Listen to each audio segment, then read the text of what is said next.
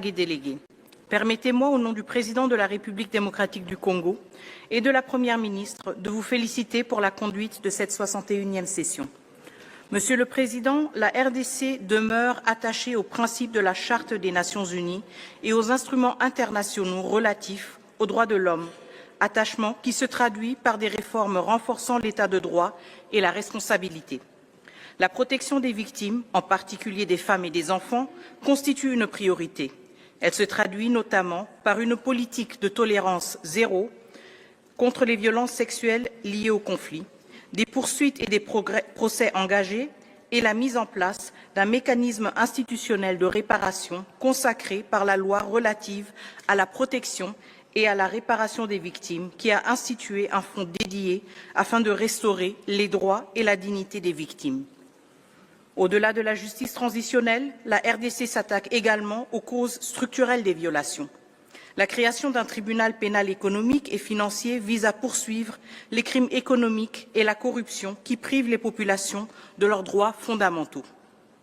S'agissant de l'exploitation de ces ressources naturelles stratégiques, mon gouvernement exige le respect des normes internationales et des principes directeurs des Nations Unies relatifs aux entreprises et aux droits de l'homme. L'État veille à la responsabilité de l'ensemble des chaînes de valeur.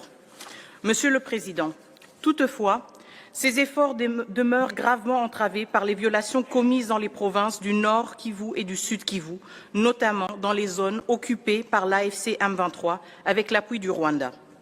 Les rapports du groupe d'experts des Nations Unies, la mission d'établissement des faits et la résolution S-37-1 ont établi la gravité des violations et décidé la création d'une commission d'enquête indépendante. Le Conseil de sécurité, dans sa résolution 2773, en a repris les constats et condamné les violations graves, demandant la cessation de tout soutien à l'AFC M23. Dans ces provinces, les violations documentées comprennent des assassinats, des violences sexuelles utilisées comme armes de guerre, des déplacements forcés, l'enrôlement d'enfants et le pillage de ressources naturelles. Un rapport consolidé du gouvernement, élaboré avec la participation de la société civile, fait état de plus de 17 000 atteintes graves, dont plus de 15 000 pertes en vie humaine, des centaines d'enlèvements, le viol d'une femme au moins toutes les 4 minutes et près de 8 millions de personnes déplacées. Pour sa part, le gouvernement de la RDC a pris des mesures pour préserver l'ordre juridique. En novembre 2025, une ordonnance présidentielle a déclaré nuls les actes posés par les forces d'occupation. Les autorités poursuivent également leurs efforts pour prévenir et sanctionner tout discours de haine.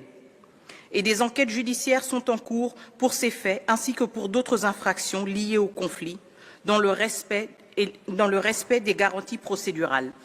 À cet effet, la République démocratique du Congo coopère avec la commission d'enquête afin que les responsabilités soient établies. La RDC assume pleinement la protection de toutes ces communautés. Les accusations de discours de haine ou d'idéologie génocidaire ne reflètent ni la politique ni les actes de la RDC.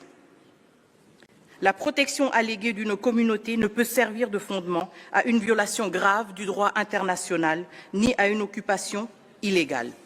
Les États responsables s'en remettent aux instruments multilatéraux pour faire valoir leurs préoccupations. Ils ne substituent pas la violence au droit. Monsieur le Président, les défis auxquels nous faisons face ne sont pas uniquement financiers. Ils traduisent une érosion du multilatéralisme et des principes de notre ordre international. Les restrictions budgétaires en sont la conséquence, non la cause. Le système des droits de l'homme, indissociable de la paix et de la stabilité, ne doit pas être affaibli. Fragiliser ces mécanismes de protection, c'est compromettre la paix et l'avenir collectif. Face à des défis traditionnels et nouveaux, tels que l'intelligence artificielle et la cyberviolence, le Haut-Commissariat a besoin de moyens à la hauteur de ses responsabilités. L'exécution des mandats confiés par le Conseil constitue un indicateur de notre détermination collective. La commission d'enquête indépendante établie par la résolution S-37 en est une illustration concrète. Son opérationnalisation ne saurait être différée si nous voulons préserver l'autorité du système de protection des droits de l'homme.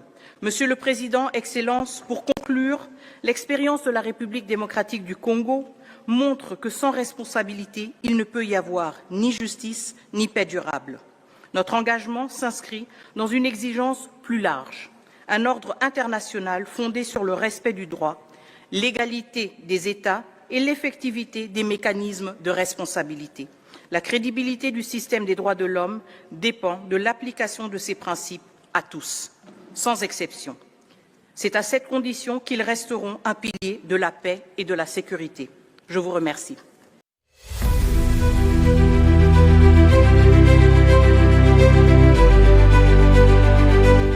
Mais aussi un risque plus élevé.